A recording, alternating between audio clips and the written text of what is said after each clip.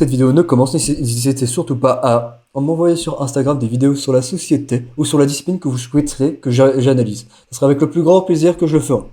Bien. Aujourd'hui, on va encore voir une vidéo de Thaïs Descoufon. D'accord? Pourquoi le moral féminin détruit la société? D'accord, moi j'enchaîne, je suis en live depuis tout à l'heure. J'enchaîne du coup un peu les vidéos. On est parti. J'ai déjà battu en brèche le mythe du patriarcat. Contrairement à ce que répètent les féministes, nous ne vivons pas dans une société dominée par les instincts masculins. Mais alors, si nous ne vivons pas dans une société patriarcale, dans quel type de société vivons-nous? Les personnes les plus riches du monde et la majorité des dirigeants des grands pays sont des hommes. Ok, mais comme je l'avais expliqué, ce n'est pas du tout une preuve qu'on vit sous le grand méchant patriarcat. Ce qu'il faut regarder, c'est comment les gens agissent et quelles sont les idées qui sont à la mode. C'est ça qui compte. Mais surtout, ce qu'il faut comprendre, c'est que de nos jours, oui, les personnes qui dirigent, ce sont des hommes, mais c'est parce que depuis tout le temps, ça a tout le temps été des hommes. Et est-ce que je vais pas me faire strike pour la prochaine argument? Si je peux me faire strike, bon, du coup. On vit sous le régime des valeurs masculines ou des valeurs féminines. La réponse va sûrement vous choquer, mais à mon sens, l'Occident du 21e siècle est un matriarcat soft. Il est soft parce qu'il ne dit pas son nom, mais ne vous y trompez pas. Vous vivez dans une société de la toute-puissance des valeurs féminines. Sans le savoir... Exactement, vrai. En fait, le problème, c'est que de nos jours, on vit dans une société où les valeurs féminines prédominent, et elles prédominent tellement, en fait, elles sont même présentes chez la majorité des hommes. C'est ce qui est dommage, en fait. C'est qu'en fait, il faut beaucoup plus d'hommes avec, il faut plus d'hommes avec des valeurs masculines. En fait, ce que vous devez comprendre, c'est que, ce que très peu de gens arrivent à comprendre, c'est que dans ce monde, il y a que deux types d'énergie. Il y a l'énergie féminine et l'énergie masculine. D'accord, il y a d'autres types d'énergie, mais ceux-là sont les principaux. Si vous êtes masculin, si vous êtes un homme, vous allez plus vous orienter vers l'énergie masculine. Si vous êtes une femme, vous allez plus vous orienter vers l'énergie féminine, ce qui est normal. Mais il y a des hommes qui s'orientent vers des énergies féminines parce qu'ils se sentent pas réellement hommes, et ça peut arriver, des garçons manqués, des filles manquées, où il y a des personnes, et donc ça, en s'orientant vers cette énergie féminine, ça va en fait créer tout ce qui est lesbienne, homosexuelle, enfin, masculine, homme qui s'oriente vers des trucs énergie féminine, homosexuelle, femme qui s'oriente vers des trucs masculines, lesbiennes, voilà. Mais dans une relation, il y aura toujours un peu un rapport de puissance entre l'homme et la femme. Et le problème, c'est que comme on est plus dans une société où il y a des hommes efféminés, il n'y a pas réellement ce rapport de puissance fait par l'homme, ce qui fait que la femme est obligée de le prendre, en fait, parce qu'il faut toujours un rapport de puissance, entre guillemets. Alors, je vais pas dire de puissance, je vais dire force. Je vais nuancer mes propos parce que je peux très vite me faire strike. Ce rapport de force, en fait, ça a tout le temps été comme ça. Et même dans les relations, en fait, ça n'a jamais été 50-50%. Ça a tout le temps été 75%, 25%. La majorité des relations, c'était les hommes qui, entre guillemets, les prenaient parce qu'ils apportaient une certaine sécurité. Et la femme, elle pouvait vivre, elle pouvait éduquer les enfants, elle pouvait, en fait, vivre, en fait, dans cette société où elle était réellement en sécurité par rapport à son homme. Et ce qui fait que c'était l'homme qui avait le plus grand de cette partie. Mais donc ça a abordé le féminisme, ce qui fait que les femmes ont commencé à être indépendantes. Et moi je pointe juste du doigt les éventualités. Hein. Je suis pas en train de dire que il faut faire comme ceci, il faut revenir. Non, je pointe juste les éventualités. Ce qui fait que les femmes sont devenues indépendantes, ce qui fait que les hommes sont devenus beaucoup plus féminins, et ce qui fait que les femmes sont devenues beaucoup plus masculinistes. Et ça, c'est à cause du féminisme. Et le féminisme a apporté beaucoup plus d'autres problèmes comme comme la destruction en fait de la masculinité chez les hommes.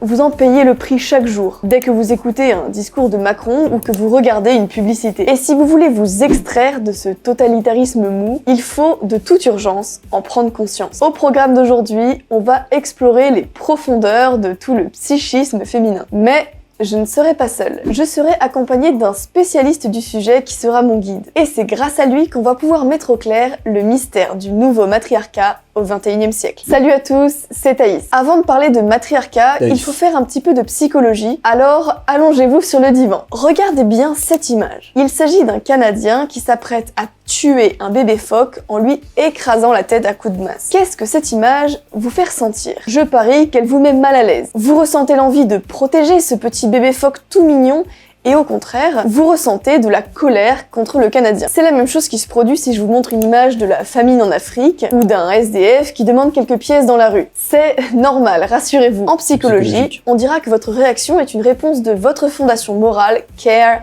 harm. Mais qu'est-ce que ça veut dire? En anglais, le care, c'est le soin et le harm, c'est la douleur. En français, les traductions ne sont pas parfaites, donc on a tendance à conserver le terme en anglais. Mais ça ne nous avance pas beaucoup. Qu'est-ce que c'est? Dit plus simplement, c'est votre réflexe d'empathie qui se déclenche. Nous, les êtres humains, nous avons évolué pendant des millions d'années dans un environnement hostile. Tempête, sécheresse, famine, animaux sauvages et les autres tribus qui nous font la guerre. Donc les humains qui ont survécu à ces catastrophes, ce sont eux qui avaient le réflexe de protection des plus faibles et notamment des enfants le plus développé. Au contraire, ceux qui ne s'occupaient pas de leurs enfants ou des plus malades de la tribu n'arrivaient pas à survivre jusqu'à la prochaine génération. Résultat, aujourd'hui, tous les êtres humains, à l'exception des psychopathes, sont choqués quand ils voient un Canadien cogner un bébé phoque. Par contre, tout le monde ne réagit pas avec la même force à cette image. Ce réflexe d'empathie, c'est ce qu'on appelle un fondement moral. Retenez bien ce terme, car c'est la clé pour comprendre ce qu'est le matriarcat soft. Cette expression, on la doit à un psychologue américain qui a travaillé sans...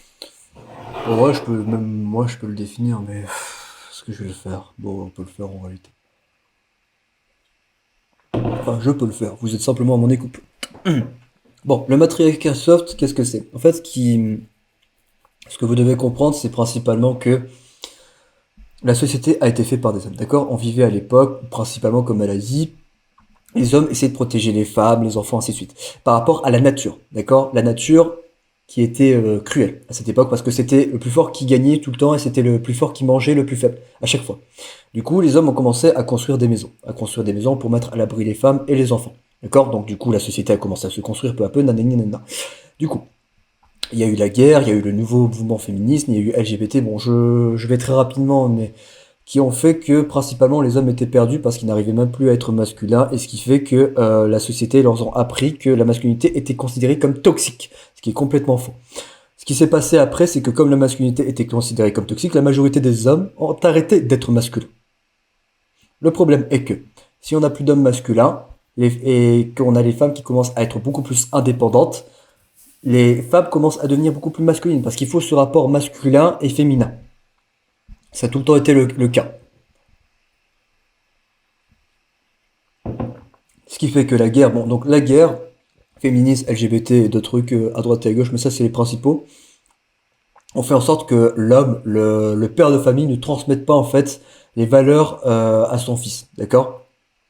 Ce qui fait que le fils est complètement perdu, et il va être élevé principalement par... Mama boy, en gros par sa mère, principalement. Et sauf qu'une mère ne peut pas inculquer des valeurs masculines à son fils. C'est complètement faux. Du coup, ce qui va se passer, c'est que principalement, une mère va inculquer les bonnes valeurs à son fils. Mais sauf que ce seront des valeurs féminines. D'accord? Ce qui fait que la plupart des hommes sont efféminés de nos jours. Et c'est ça qu'on appelle le matriarcat soft. Enfin, c'est ce que je pense. C'est ce qu'on appelle. Pour être tout à fait honnête, je pense matriarcat soft. Relâche pendant 25 ans pour comprendre les ressorts de la moralité humaine. C'est lui, le guide dont je vous parlais au début de cette vidéo. Retenez bien ce visage. C'est grâce à cet homme que vous pourrez enfin comprendre pourquoi votre meilleur ami adore Mélenchon alors que vous ne pouvez pas le supporter. Il s'appelle Jonathan Haidt, et c'est un géant de la psychologie sociale actuelle. Il a accédé à la célébrité internationale en 2012 lorsqu'il a publié son best-seller The Righteous Mind. Dedans, il identifie 5 valeurs morales fondamentales ou fondements. Ces fondements définissent comment vous jugez une idée politique, un tableau dans un musée ou le comportement d'un inconnu dans le métro, dans tous les domaines de la vie, de votre premier cri jusqu'à votre dernier souffle. Ces 5 fondements moraux, les voici. Premièrement, le fondement care harm. En un mot, c'est votre sensibilité à la souffrance des autres. C'est le fondement qui explique des vertus comme la gentillesse, la douceur, l'instinct maternel. L'empathique en fait. Être empathique. Et l'attachement au bébé phoque. Deuxièmement, le fondement justice, réciprocité. C'est l'attachement à l'idée bien connue, traite les autres comme tu voudrais être traité, qu'on retrouve dans la plupart des grandes religions. Quand un innocent est mis en prison et qu'un coupable est libéré, notre indignation et notre colère qui s'expriment sont les résultats de ce fondement moral. Troisièmement, le fondement loyauté. Ce fondement, on peut le résumer par la formule un pour tous, tous pour un. Ça peut nous faire penser au patriotisme, mais pas que. Quand on soutient une équipe de foot, c'est une autre manière de montrer sa loyauté à la tribu. Pareil quand on affiche les marques de vêtements que l'on porte. Les êtres humains adorent tellement appartenir à une tribu qu'ils sont prêts à en créer de nouvelles, simplement pour obtenir ce sentiment d'appartenance. Quatrième... Exactement, je vais partir sur ça, mais exactement, en fait, on cherche tout le temps à être attribué, en fait, à quelque chose pour avoir ce sentiment d'appartenance. D'où, en fait, bon, je vais prendre le cas que je n'ai pas, mais d'où l'explosion, enfin, ouais, d'où, en fait, LGBT, principalement. En fait, LGBT est devenu tellement, on va dire, mode, qu'il y a tellement de gens qui sont entrés dedans et qui se disent LGBT, que pour appartenir à cette appartenance, qu'au final, ça détruit la société. Le fondement autorité-hiérarchie. Ce fondement, il définit notre degré d'attachement à un ordre établi, quel qu'il soit. On peut penser par exemple à l'armée, où tout est fait pour solliciter au maximum ce fondement moral. On utilise des grades, des uniformes, et on salue ses supérieurs avec le salut militaire. Les gens qui sont en dessous de vous doivent obéir à vos ordres, mais en contrepartie, vous devez obéir aux ordres de vos supérieurs. C'est aussi ce fondement qui fait que dans la vie de tous les jours, on ne parle pas à ses parents comme à ses amis ou à ses collègues. Le cinquième et le dernier fondement, c'est celui de la pureté, sacralité. C'est l'idée selon laquelle nous essayons dans notre vie d'éviter les contaminations. Ce fondement vient de la vulnérabilité des humains face aux maladies. Nous avons évolué pour faire attention à ce que nous consommons. La parenthèse du Covid a été un moment d'hypervigilance, pendant lequel ce fondement a été simulé à 500% par le port du masque, la distanciation sociale, l'avertissement des cas contacts, etc. Je l'ai, le pass sanitaire, voilà. Mais on peut penser aux religions qui mettent l'accent sur la virginité des femmes et qui les encouragent à conserver leur pureté en limitant leur nombre de partenaires masculins. La pureté se traduit également sur le plan des idées, c'est pourquoi on entend souvent les gens de tous bords politiques dire que les idées du camp d'en face sont dangereuses ou malsaines. Oh l'horreur, quasiment le nazisme. Dans son livre, Jonathan Haidt nous explique une chose. Tout le monde a des fondements moraux, mais individuellement, vous mettez l'accent sur des fondements différents selon que vous soyez de gauche ou de droite. Vous allez comprendre le lien avec le matriarcat dans le passage juste après. Voilà à quoi ressemblent vos fondements moraux selon votre appartenance politique. Le graphique est basé sur celui du livre de Haidt lui-même. Ce que vous voyez ici est un schéma et pas une reproduction. Chez les gens de gauche, les fondements care, harm et justice sont très élevés. Au contraire, les fondements pureté, loyauté et autorité sont bas. C'est pourquoi, à gauche, on cherche tout Sponsor terre. de terre de Terre de France. Demik Hop, hop, hop. mapaput. Jokul kalaf. Hop. Le copyright. Le copy strike. Oh.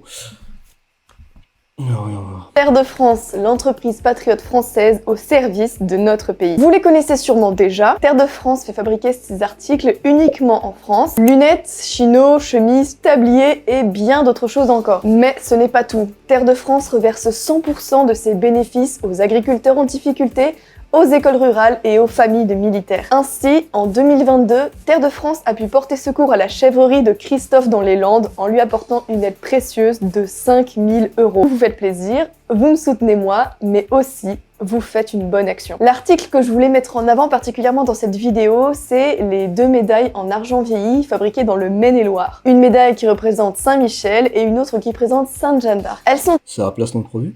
Sponsor Terre de France. Ah bah oui, ok. J'avais même pas vu.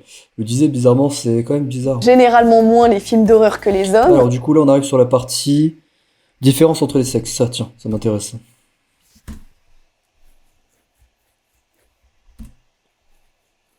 Eh bien alors. Harm et accessoirement un peu plus sur la justice et la pureté. C'est ce qu'avait montré une gigantesque étude menée sur 67 pays avec à peu près 340 000 participants. C'est pour ça que les femmes aiment généralement moins les films d'horreur que les hommes ou qu'elles demandent aux enfants de partager leur goûter avec les autres. Tiens, j'ai même pas vu en fait parce que Terre de c'est France, c'est la surprise de notre... Mais les femmes ont de grandes différences quant à leurs fondements moraux. Les femmes placent énormément d'importance sur les fondements care, harm et accessoirement un peu plus sur la justice et la pureté. C'est ce qu'avait montré une gigantesque étude menée sur 67 pays avec à peu près 340 000 participants. C'est pour ça que les femmes aiment généralement moins les films d'horreur que les hommes ou qu'elles demandent aux enfants de Ouais, effectivement, l'étude là elle était très grandiose, enfin elle était énorme parce que habituellement pour une étude on utilise des échantillons d'une population et là on prend 67 personnes, c'est plutôt énorme. Partager leur goûter Enfin, avec 67 pays pour 340 000 personnes, c'est énorme. les autres. Autrement dit, les fondements moraux de gauche et les fondements moraux féminins sont étroitement liés. L'univers moral de la gauche, tout comme l'univers moral féminin, sont structurés autour d'une valeur centrale qui est la compassion. Accessoirement, on retrouve aussi l'attachement à la justice égalitaire et la pureté. Pour la pureté, ça peut sembler étonnant à l'époque de TikTok où des gamines de 15 ans twerkent pour des inconnus. Mais si ça vous semble étonnant, c'est que vous faites sûrement le lien entre pureté et pureté morale. Mais rappelez-vous, ce fondement est bien plus large que ça. Pensez à toute l'industrie des thés détox, des jus de fruits sans conservateur et des produits de maquillage bio, qui sont autant d'exemples de l'attachement féminin à la pureté concrète. On peut aussi prendre d'autres exemples. Si vous critiquez de façon radicale Simone de Beauvoir, une féministe deviendra hystérique. C'est aussi une réaction de pureté parce qu'elle aura l'impression que vous blasphémez une personne sacrée. Comme Jonathan Haidt l'explique, le rapport entre pureté et sacré s'effectue à la fois sur des objets mais aussi des personnes et des idées. Les hommes, quant à eux, mettent moins l'accent sur ces trois fondements et sont plus équilibrés. La plus grande différence entre les hommes et les femmes, c'est sur le fondement care-harm. Et donc, En fait, c'est surtout ce qu'on appelle le fondement, enfin, c'est ce qu'on appelle principalement la différence entre les émotions et être rationnel. Enfin, ouais, c'est ça, être rationnel. On dit que les hommes sont beaucoup plus rationnels, sont beaucoup plus logiques. Ce qui est extrêmement vrai parce qu'ils sont beaucoup plus équilibrés. Alors que les femmes sont beaucoup plus enclins, en fait, à suivre principalement leurs émotions. C'est l'une des grandes différences qui différencie les hommes et les femmes. Enfin, j'ai dit grande, mais c'est l'une des différences qui différencie les hommes et les femmes. sur l'importance donnée à la compassion. C'est là que se joue toute l'évolution de notre société actuelle par rapport à celle de nos grands-parents. Et donc, il suffit de comparer ce qui était normal il y a 50 ans et ce qui semble normal maintenant pour voir que les valeurs ont changé. Aujourd'hui, la compassion est une... C'est très fort, c'est très très fort. Je serais jamais passé par là, honnêtement. Si j'aurais fait une vidéo, je serais jamais passé sur les valeurs. Le changement des valeurs d'il y a 50 ans et aujourd'hui, c'est très très fort. Je serais passé peut-être sur l'éthique morale, mais jamais sur les valeurs. Très bien joué à elle. valeur envahissante, ce qui aurait été impensable pour nos ancêtres. Voici quelques exemples pour s'en convaincre. L'époque où on faisait l'éloge de l'armée ou du père de famille est révolue et loin derrière nous. Les valeurs de loyauté et d'autorité sont marginalisées. Quand on a demandé à des lycéens de SNU de faire des pompes, il y a eu une levée de boucliers sur le retour des heures les plus sombres. Ce gouvernement ne comprend que la force. Le SNU qui veut nous militariser très jeunes, etc. La discipline, c'est Ah oui, d'accord, ok. Je vais pas faire de remarques. devenu réactionnaire. La violence, c'est le tabou ultime, même lorsqu'elle est légitime. On préfère condamner un homme de 70 ans qui se défend contre un cambriolage et pleurer sur le sort des criminels plutôt que de reconnaître une légitime défense. La justice ne sert plus à réprimer les criminels, mais à leur donner une 15e chance. Au contraire, les valeurs morales dominantes, ce sont celles du care-harm, c'est-à-dire de la compassion qui est considérablement surreprésentée. Ça, c'est le monde matriarcal. C'est un monde où l'entreprise est dominée par le département des ressources humaines, qui organise des séminaires sur la diversité, l'égalité et l'inclusion, et qui peut vous virer pour avoir mis vos collègues féminines mal à l'aise. C'est ce qui est arrivé à James Damore, un ingénieur de chez Google, qui avait, au cours d'une discussion, fait circuler un mémo qui montrait qu'il existait des différences entre les hommes et les femmes. Résultat, il a été purement et simplement viré, et ses collègues, qui se sont sentis agressés par une telle déclaration, ont eu le droit à un jour de congé supplémentaire. C'est le monde où... Ah oui, d'accord, ok. Mentalité soft, hein, comme on dit, bien évidemment. Mais là, c'est normal, en fait. C'est qu'en fait, on est tellement habitué à qu'on nous dise des trucs tellement soft que quand quelqu'un vient pour vous dire tout simplement la vérité, vous vous braquez sur vous. Et vous dites tout simplement que cette personne est cruelle et violente, alors que vous savez parfaitement, au fond de vous, que cette personne a raison.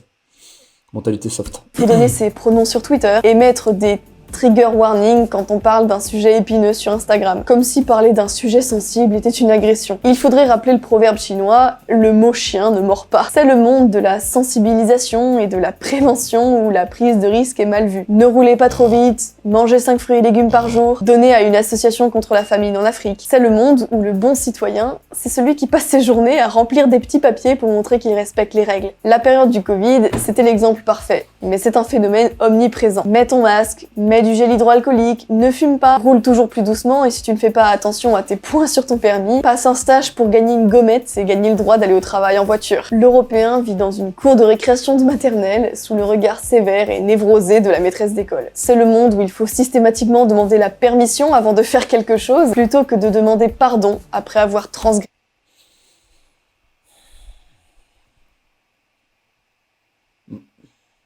Je pense que j'aurais jamais trouvé une métaphore aussi belle. Bien joué. C'est une règle. Dans le domaine de la séduction notamment, on le voit très clairement. Pour passer du flirt à la conquête, il y a toujours un risque à prendre, un baiser à voler. Si ça marche, chacun est plus heureux qu'avant. Et si un garçon a mal interprété un signal et que la fille lui met un stop, il s'excuse et on passe à autre chose. Il n'y a pas mort d'homme. Au contraire, on en arrive presque aujourd'hui à devoir faire signer un contrat de consentement à une femme qu'on... Oh là là.